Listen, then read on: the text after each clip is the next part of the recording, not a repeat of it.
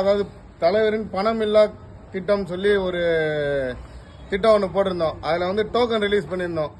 முக்கால்வாசி எல்லா கடைகள்லையுமே டோக்கன் வாங்குறாங்க. வாங்கி அதுக்கு ஒரு பொருள் கொடுத்து மாற்றிக்கிறாங்க. இப்போ வந்து காசுக்கு பதிலாக நம்ம டோக்கன் வந்து ரோல் ஆகிட்டு இருக்கு.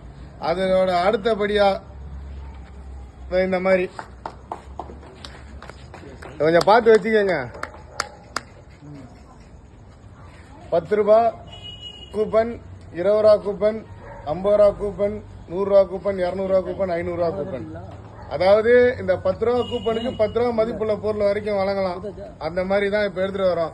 இந்த பணத்தை நீங்க எங்க மாத்தலான்றதுன்னா, அதுக்கு வந்து நிதித்துறை செயலாளரா வந்து திரு சுரேஷ் அவர்கள் இருக்காப்ல. அதாவது பொருளாளருக்கு கீழே செயல்பட்டு கொண்டு இருக்கிறது. அவர் கடையில் நீங்க எடுத்துட்டு போய் கொடுத்து இந்த காசை கொடுத்தீங்கன்னா அவருக்கு அதுக்கு பதிலாக நம்ம காசை மாத்தி கொடுப்பாரு.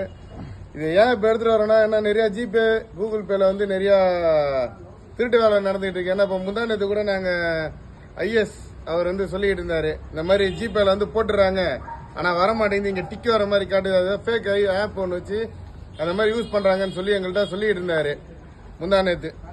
அதனால வந்து ஏற்கனவே நாங்க இதை வந்து திட்டத்தை எடுத்துட்டு வந்திருக்கோம். இதை அப்கிரேட் பண்ற விதமா இந்த மாதிரி போட்டிருக்கோம். நல்லா பாத்துக்கங்க. இந்த மாதிரி வந்தா வாங்கலாம்.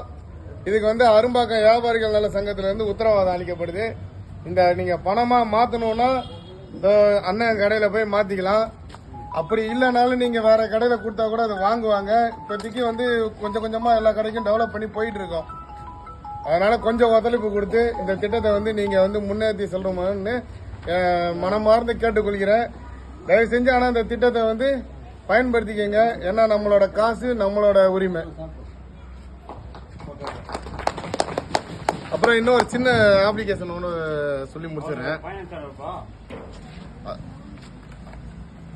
அதாவது இது வரைக்கும் எப்படி இருந்ததுன்னு தெரியல. இப்ப வந்து பொழுதுபோக்குக்குன்னு சொல்லி தனியா துணைத் தலைவர் போட்டதுக்கு அப்புறம் அவர் வந்து தடவையா இந்த மாதிரி கேக் வெட்டி இது பண்ணிருக்காரு. இதை மேல கொண்டு போகணும் அப்படின்ற விதமா அவருக்கு என்னோட பாராட்டுகளை தெரிவிச்சுக்கிறேன். எல்லாருமே அவங்க துறையை கொஞ்சம் பக்காவா பார்த்து அந்தந்த துறையில என்னென்ன வந்து குறைகள் இருக்கோ அதை வந்து எடுத்துட்டு வந்து இங்க நீங்க பேசலாம். உங்களுக்கான பேசக்கூடிய இடம் தான் இது. அதனால தயவு செஞ்சு நீங்க அவங்களுக்கான ஒரு ரெப்ரசன்டேட்டிவா இருக்கிறீங்க. அதை எப்படி வந்து பேசணுமோ அந்த மாதிரி பேசி சங்கத்து மூலமா என்ன பண்ண முடியுமோ அவங்களுக்கு ஏதாவது ஃபண்டு ரீதியாவோ அல்ல அவங்களோட தேவைகளை பூர்த்தி செய்யற மாதிரி அதை வந்து செயல்படுத்திக்கிற இடமா இது இருக்குது. அந்த அவங்க ஒட்டு மொத்தத்துக்கும் நீங்க ஒரு ஆளா நியமிக்கப்பட்டிருக்கீங்க.